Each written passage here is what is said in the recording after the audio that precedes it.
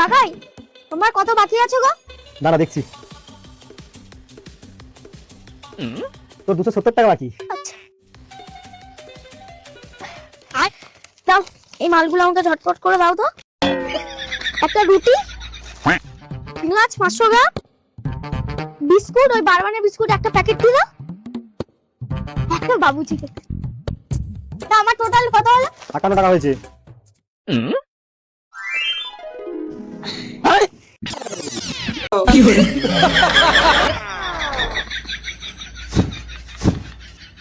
না এর ভিতরে মালটা দিয়ে দাও।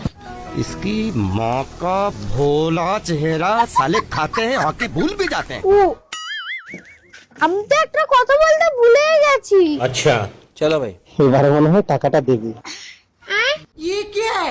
बड़ा हरामी हो बेटा।